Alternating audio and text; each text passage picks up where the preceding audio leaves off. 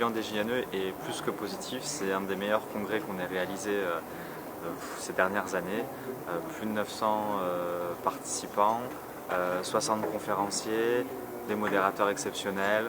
Voilà, les ateliers se sont très bien passés. On a prouvé en fait vraiment la capacité des puéricultrices à venir se former, à se battre pour être financées, pour venir se former, à participer aux échanges, à partager leur expérience, à donner vraiment envie aux plus jeunes, aux étudiants de se battre pour qu'il y ait une véritable reconnaissance et valorisation de la profession. Voilà, c'est un congrès juste magnifique et voilà, un gros challenge pour les années suivantes pour arriver au niveau de celui-ci. Malheureusement, toujours pas de rendez-vous pour poursuivre la réingénierie des études.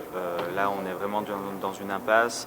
L'absence de représentants du ministère a choqué la profession et a choqué les congressistes.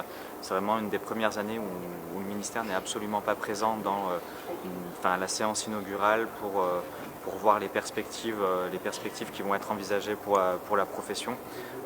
Du coup, cette lettre qu'on a envoyée à Manuel Valls mercredi à la suite du discours inaugural pour vraiment le sensibiliser aux problématiques de la profession sur l'évolution du programme et sur l'évolution de l'exercice des infirmières puéricultrices aujourd'hui.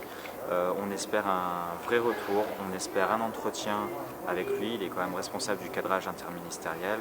On espère dépasser toutes les difficultés là d'ici dans le courant de cette année, parce que là la situation est quand même assez urgente et assez grave.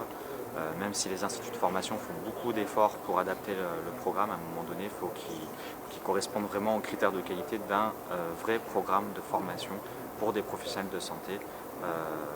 Et voilà, très rapidement, là, les écoles progressivement s'adaptent pour effectuer des rentrées caler sur les rentrées universitaires. Donc profitons-en pour aménager aussi le programme avec du temps dédié au travail personnel, avec des compétences développées sur la consultation, sur les données professionnelles à traiter, à produire, sur les données de recherche, sur le leadership de la profession. Voilà, il est vraiment temps que ce programme il évolue en fonction de son temps et surtout des besoins des enfants et de leurs familles.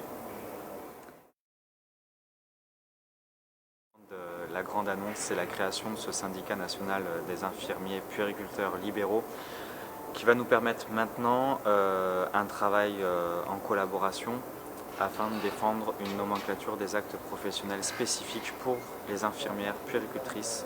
Donc ça commence par le libéral.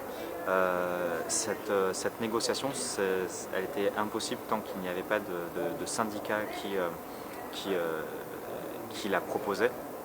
Donc, pour établir une convention avec l'assurance maladie, la plupart des professions libérales ont réalisé ce conventionnement avec l'assurance maladie. Nous, il était temps que ce syndicat se crée pour vraiment entamer les négociations et avoir le soutien de personnalités politiques comme à certains moments les rapporteurs de la loi de santé à l'Assemblée nationale qui nous ont vraiment poussé vers cette solution-là pour la reconnaissance de l'exercice libéral.